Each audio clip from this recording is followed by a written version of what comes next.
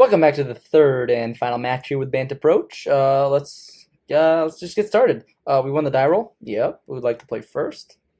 And let's take a look at our opener here. Yeah, that's a keep. That's actually a pretty solid start. We have a tune. Turn one. Let's see. What do we want to fetch here? We have double plains. We don't have double green at the moment. Regardless, I think we should probably get an island. Yeah, that's what I'm gonna go for island. Because we'll have double white, double blue. We don't really need double green all that much. Fetid pools. I think that's how you pronounce it. Not quite sure what that would indicate here. Could be blue-black God Pharaoh's Gift. Could be Grixis. Could just be blue-black control. Could be blue-black Reanimator. Not sure. Yeah, let's go ahead and play Plains. Next turn we'll just slam Bounty probably, unless our opponent literally just passes. Take inventory. Alright, so this is like nothing what we thought it might be. However, Bounty seems like it would be pretty good against a blue-black deck. They generally have a difficult time dealing with a permanent like that. The question is, are they a control deck? How are they winning? Because if these two cards are dead in the matchup, it's still probably going to be a bit of an uphill battle. Seeing a creature is a great sign. 2 Gifted Aetherborns. Sure. Question is, do we just sweep up the board right now, or do we let them overextend a little bit more?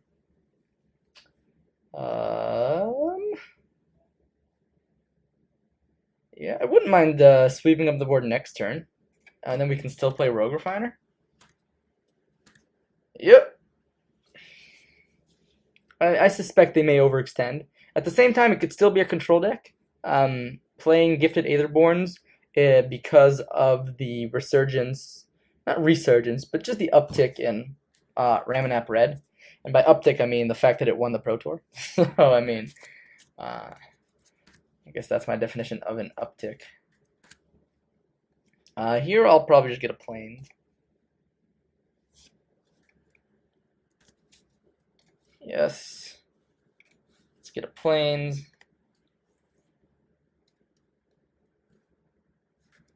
Opponent just passes, huh? If they're just passing, I may just want to play Rogue Refiner here and see what they do about it. Like I said, like we're in no rush to sweep up the board. And I don't want to run Approach into a counterspell here. So here we can just try to trade favorably with these 2 Gifted Aetherborns and see what happens. Trying to figure out what deck my opponent is. They could just be like blue-black Value Town or something like that, you know? Like Gonti or something. Okay. That seems pretty bad against us.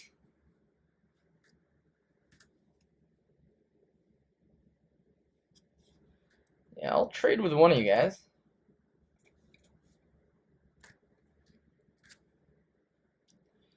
Go to 16. Cast Approach. Seems good. Wow. All right. This may be a quick win. Oh, did I overtap? I may have overtapped. I guess it doesn't really matter though. Next turn we have 1, 2, 3, 4, 5, 6, 7, 8 mana. Champion of Wits. Sure. So yeah, like looks like it's blue-black value. Next turn we can go strategic planning. If we hit another strategic planning, we could just win, I believe, right? We draw a card, look at the top 4, then do another top 4. Yeah, that's a win in my book. However, we may just take the more safe line. All right, look like take inventory got them some value there. Let's go ahead and F6 and see what we draw.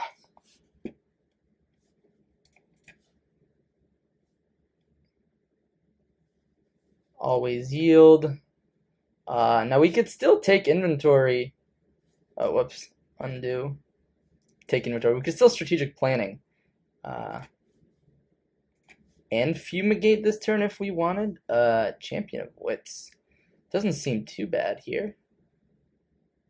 Right? We drew a card, looked at the top 3. Now Champion of Wits. Champion of Wits is pretty good.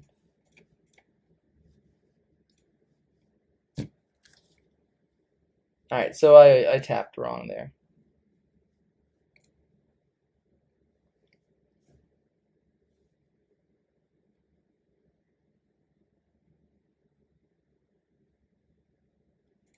Yeah, it should matter very little what we do here. 1, 2, 3, 4, 5, 6, 7, 8, 9. Like, Gonti would be the absolute worst thing in the world. 100%, especially because we don't have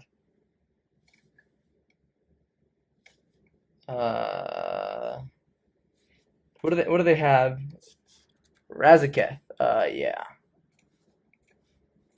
So this looks like it's just blue-black Reanimator with some spice. With Gifted Aetherborns. And they concede. They did the math. Good for us. Crook. I like negates in this matchup. I like castouts, and I like Deck and Stones. Depending on our opponent's build, Sphinx might also be good. Primal Druid seems a little iffy in this build. Fumigate, also a little iffy. Our opponent had never returned, so maybe we want to cut one champion. The thing is, they're hardly aggressive. I think we should cut all the Primal Druids. On the draw sensor, like we've usually done, a little poor. On the play, it's a little better. Yeah. Sphinx might be a little sketchy, but I'm going to keep it just in case our opponent does do some shenanigans, like bring in negates and stuff. So, in general, I like where we are in this matchup. Yep, I'll go ahead and keep this hand. This is a great hand. We have negate. We have strategic planning. Sunken Hollow, sure. And Deck and Stone is a great way to answer something that got reanimated. So we just kind of want to have to watch out for Liliana. Alright, looks like they revealed a swamp. Sure. Bounty is pretty good. I'm going to go ahead and strategic planning. I don't think we're going to have to keep up negate this turn. Wow, so we're in a rough position, but I think we do want to take the approach. It's how we win the game. There's no other way we do it, really, in this matchup, because we're probably not outvaluing our opponent unless we draw something like Crook of Condemnation. Alright, so this Deck and Stone is going to be pretty good if they're on the Gifted Aetherborn plan here. Question is, are we afraid of something on turn 4? Like a non-creature spell? I don't think so. So let's just go ahead and do this while we can.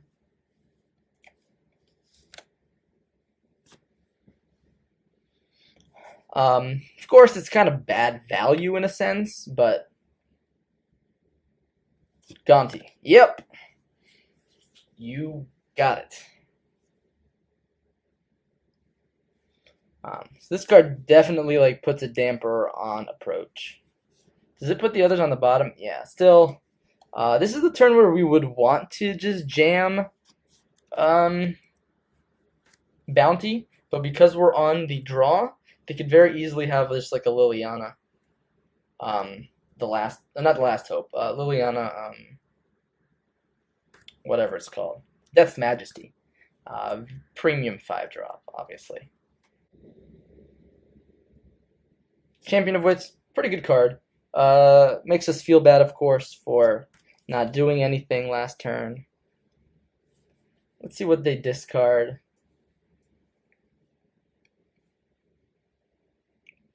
Ah, wait, did they cast it?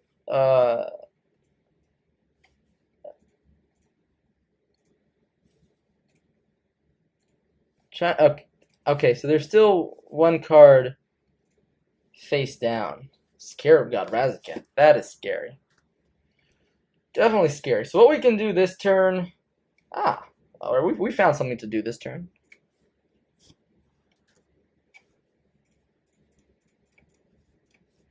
Play a Champion of Wits of our own.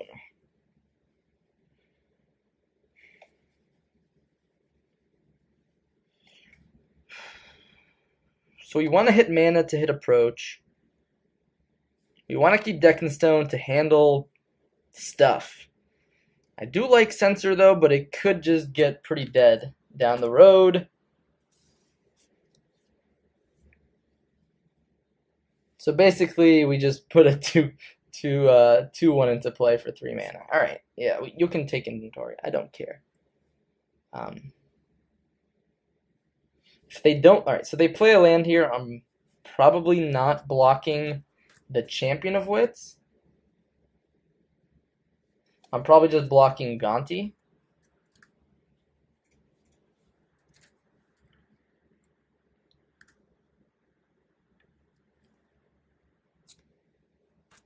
And now probably this is the turn where they set up to draw their clues. And this is the turn that we attempt to play a Bounty of the Luxa. Alright, so I was worried we're going to have to fight over our own negate plus a negate from our opponent. But right now it looks like we're in an okay position. We got Bounty down. They could have something like Cast Out. That's definitely possible. Return target non-land permanent to its owner's hand. Yeah, that's... The backside of that might be annoying, but... Yeah, okay.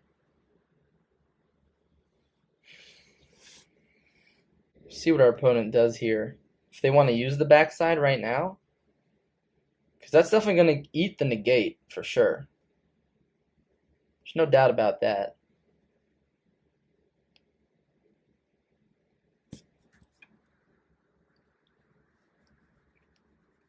Alright. We go down to 10.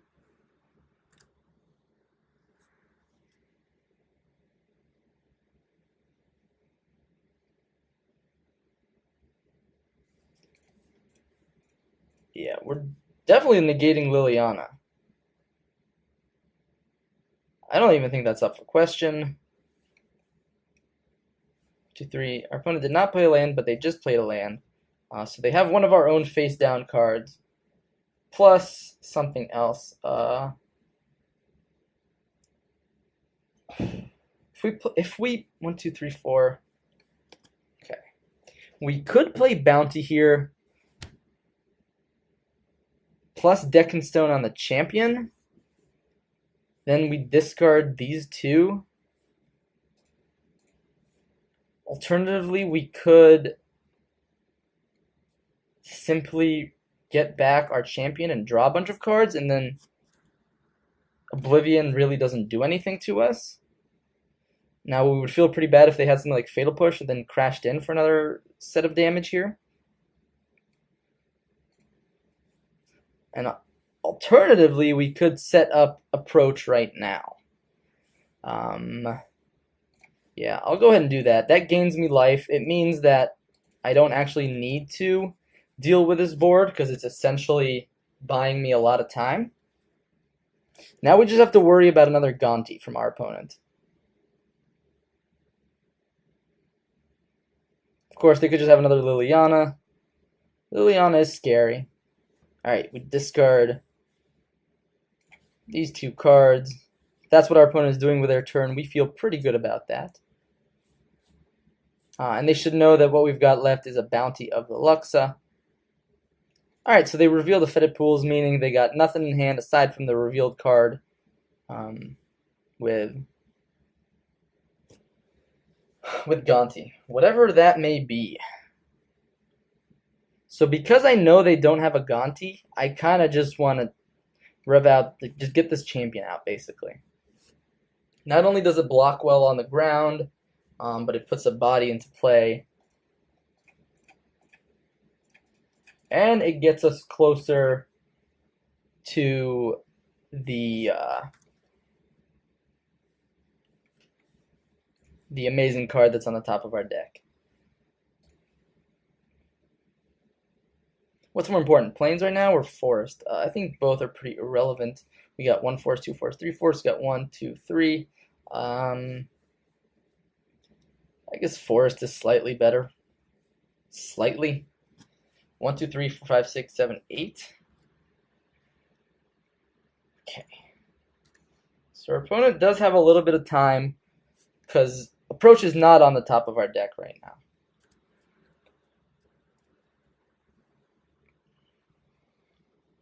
So if they go Gonti right now, well, now we have a game on our hands. Take inventory, which basically says draw 2 on it. It's pretty good for 2 mana. It's card advantage, no doubt. They still have the 1 Fetid Pools in their hand. I think that's the only card we know about. Alright, that's a draw 3. That's definitely value. And now if they hit their Gonti, we will feel very bad.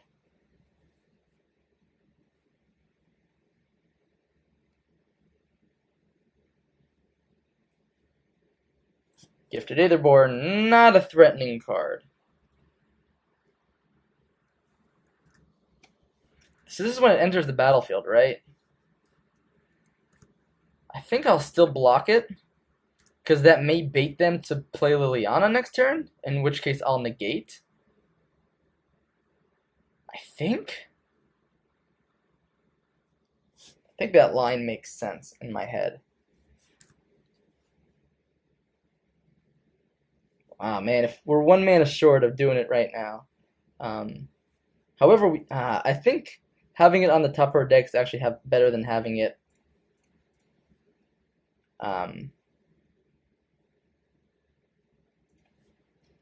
just get Bounty out there.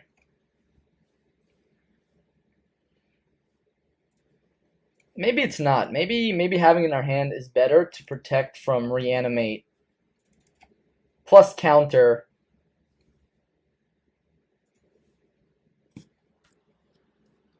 Yeah, Reanimate plus counter would make us very sad.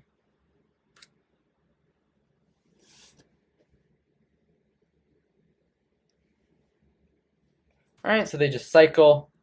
A large portion of their deck just doesn't interact with us, which is very good for us. Very, very good for us. At the same time, if now they've suddenly amassed a large number of... Alright, Gonti.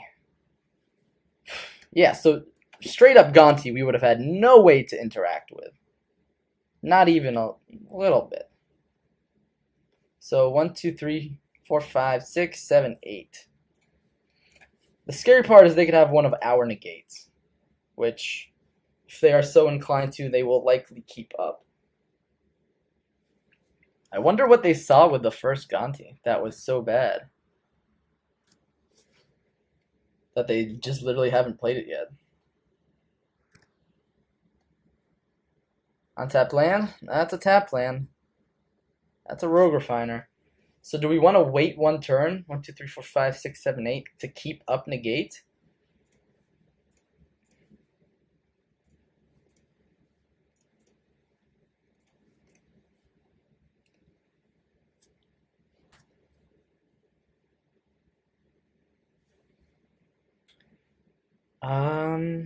Yeah. Yeah, I think I do.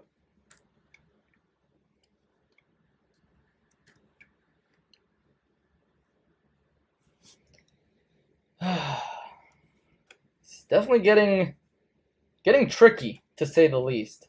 And I may be playing around too much, but there have been plenty of times where I got just a little bit too greedy and could have played around something. So last thing I want to do is screw myself over in any way. Now, if everything's coming in, I am likely blocking something. And that something is probably going to be Gifted Aetherborn, as it gains life.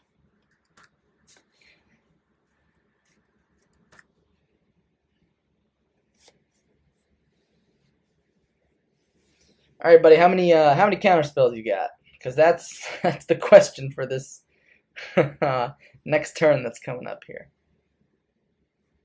Champion it with? Yeah. Feel free, buddy. the more you use your mana, the happier I am. Of course, I'm not happy that you're crafting your hand. So I've seen Blue-Black Reanimator, but never seen them with take inventories. Oh shoot, I was supposed to cycle that Scattered Groves.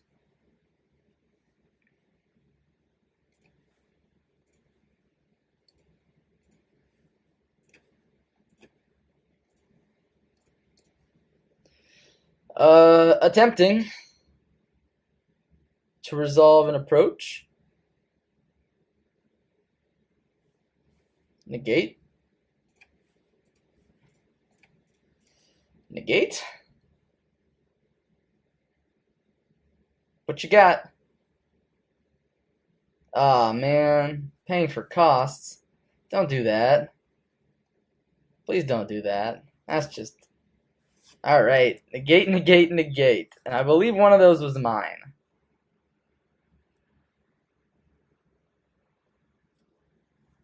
Sure. Yeah. Now we're forced to deck and stone this champion of wits, and if they have another negate, we are rather screwed. Wow. Alright. Oof. That did not feel good. Not feel good in the slightest. Okay. Let's reevaluate our game plan against them. Gonna cut one deck and stone. Cut one more fumigate. I'm just gonna cut fumigates entirely. I don't think they're where we want to be in this matchup.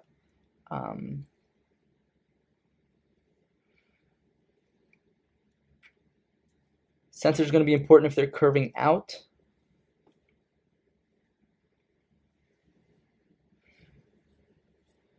Maybe cut a cast out as well. With all our counter magic, maybe we don't need too many cast outs. And maybe cut one Rogue Refiner. Or I'd rather keep Rogue Refiner than Censor, actually. So this is going to be quite an interesting last turn there. Let's see if we can try to do a little better. Yeah, that's a keep.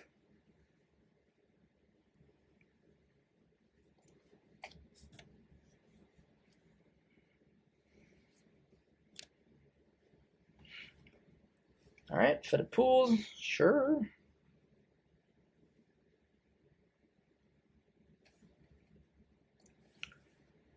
I like just playing the crook here. This card really puts a damper on our opponent's game plan as they try to reanimate things. Gifted Aetherborn, yep.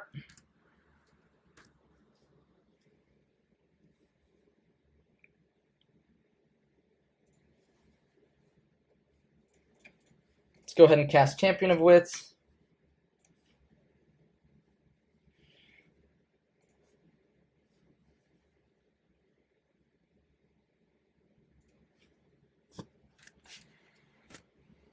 All right. We are likely not blocking here, so we're just going to go ahead and take the hit and pass.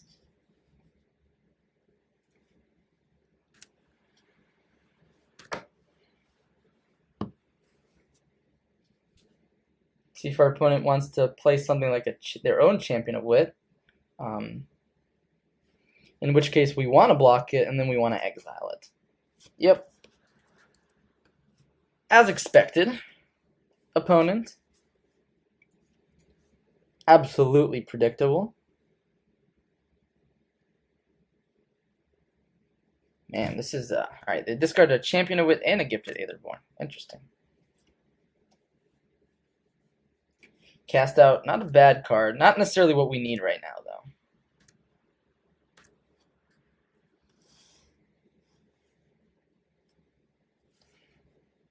Alright, so reveal the Swamp. Swamp is one of the 5 cards in their hand. Sure.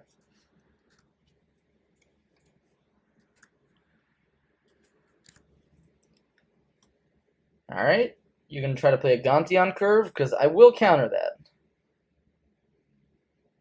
Take inventory. Yeah, that's not a card I'm going to counter. I will exile, because Champion of Wits is not a problem right now, I'm just going to go ahead and exile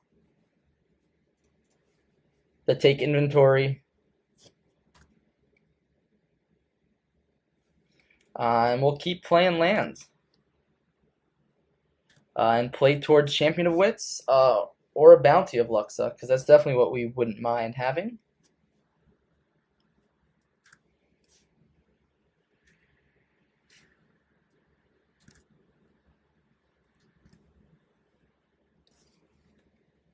Now we just have this crook eat away at their graveyard, little by little. Yeah.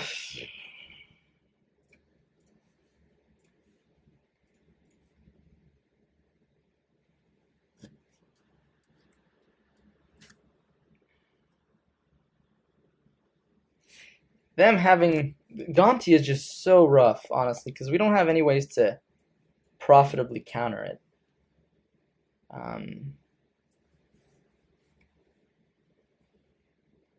Here, I kind of want to cast out on the Gifted Aetherborn just to minimize life loss a little bit.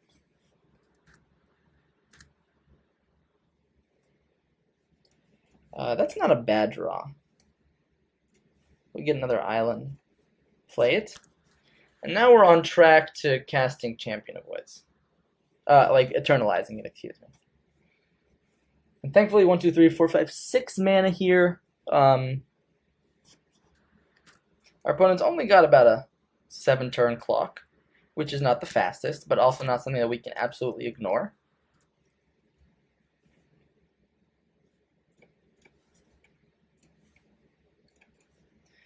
And there goes their last champion. Here we drew another champion.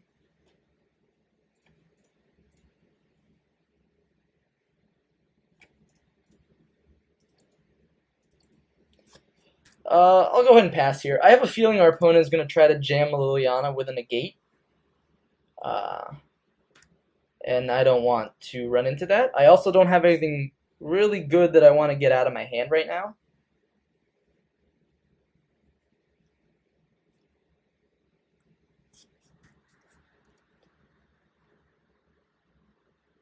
Yep. Take 2.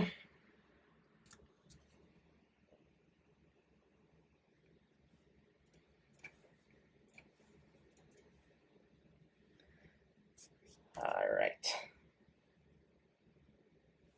Land is interesting. Land is definitely interesting. It means we can run out champion. Not that we really want to, though, is the issue. So what we can do is run out our Champion of Wits.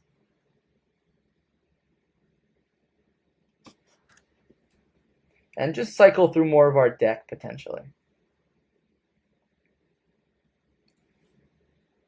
Sphinx of the Final Word, huh? So I imagine Censor is not countering much at this point in the game. So I'm going to go ahead and bin that.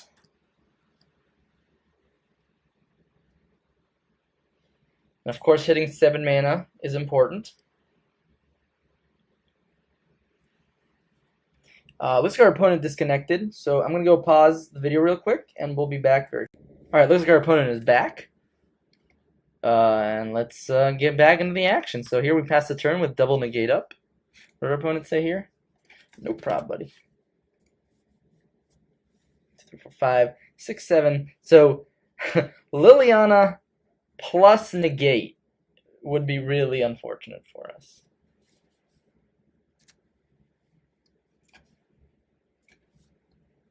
Yeah, let's go ahead and block. We're not doing much else with it. So let's buy some time while we can. If our opponent has Liliana, they have Liliana. Question is, do they have the negate? They could also have Razaketh here. I didn't think about that. That might be a reason to hold on to that Censor. It doesn't seem like a winning game plan now. All right, so the goal here is to hit one more land, and then we can stop holding up negates. The issue with all our plays, of course, is that they just cost so much mana. Man. If they hardcast Razaketh in this game, oof. That's going to be a beating. That is going to be an absolute beating. Alright, they don't do it. Thank you for not hardcasting Razaketh, opponent. Alright. Here we'll go ahead and tune. Get the last basic in our deck. Alright. And we're close. We're close to getting there. But it's hard for me to imagine that our opponent just has nothing. They are just playing a bunch of lands.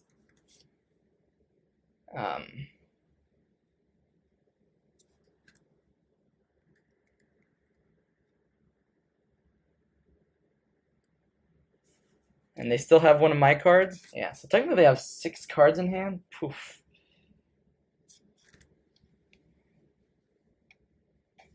So here I want to get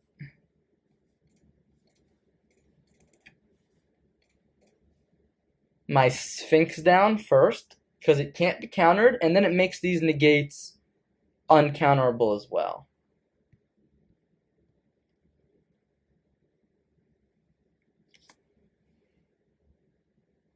Now, of course, we're going to have to take another 2. Don't like that. I apologize, but I do like that. After seeing all that counter magic in game 2, I thought it was an important card to have here. So, like I said, we'll be taking another 4. From another 2, go down to 4. But next turn we can eternalize plus keep up negate.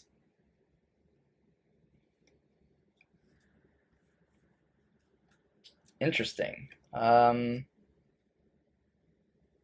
Very interesting. 2 Death Touch creatures.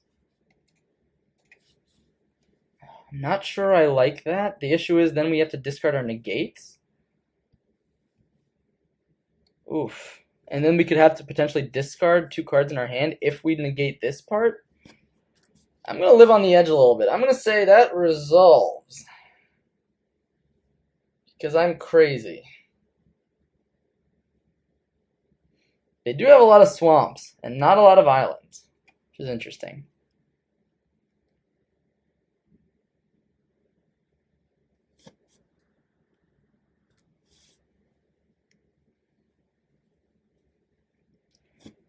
Yep, we go down. Down to 2.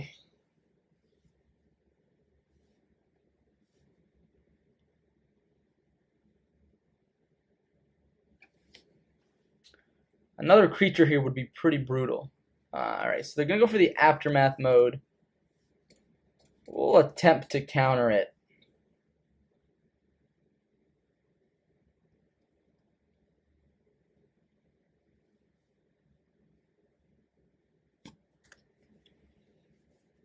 Alright. Strategic planning, huh? Okay.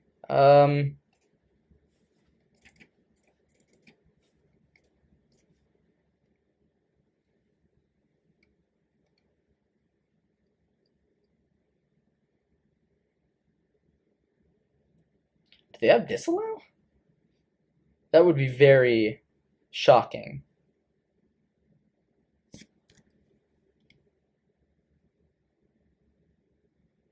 They could just have Fatal Push, though.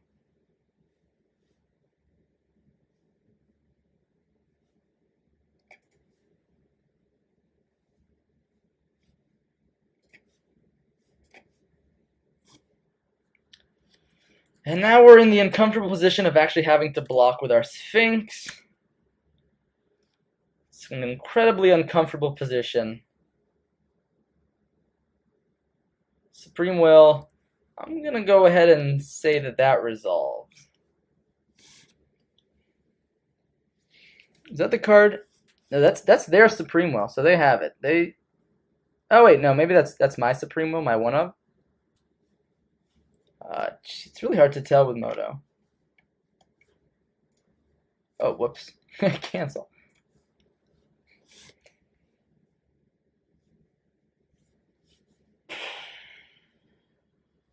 Transgress the Mind. It does not hit our Dispels, it does not hit our Negates. It'll hit Cast Out or Bounty, both of which are great cards. I'm going to hit the Cast Out.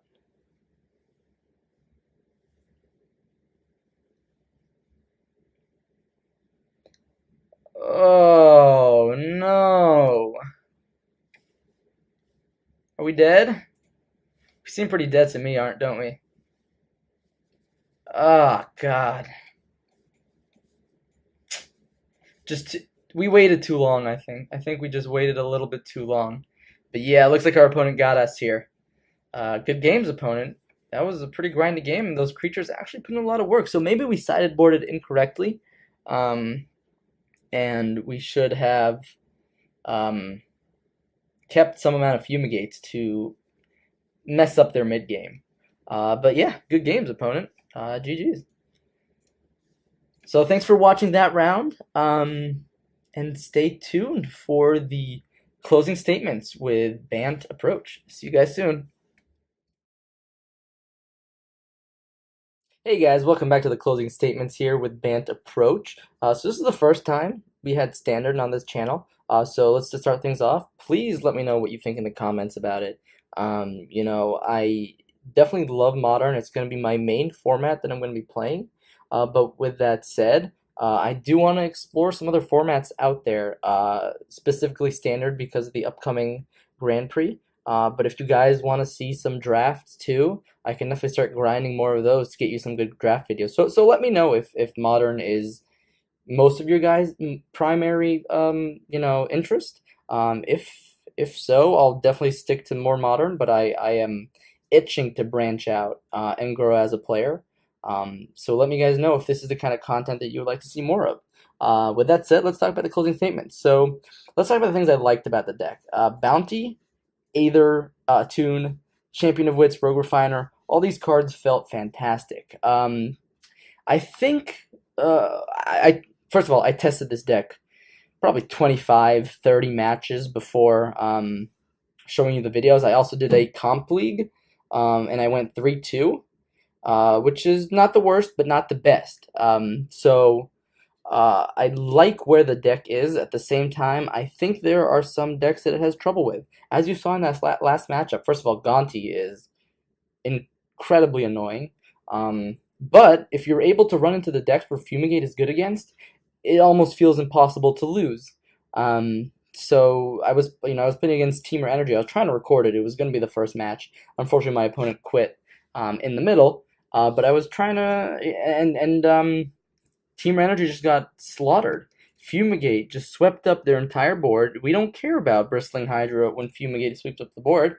And then we just took over the long game with Bounty and Castouts and Champion of Wits. And that's what I really like about the deck. The core of the deck is very strong. So, moving forward, the fourth Bounty might just be too important. I used to have 4. I cut it down to 3 because against the aggressive matchups, it was just horrific.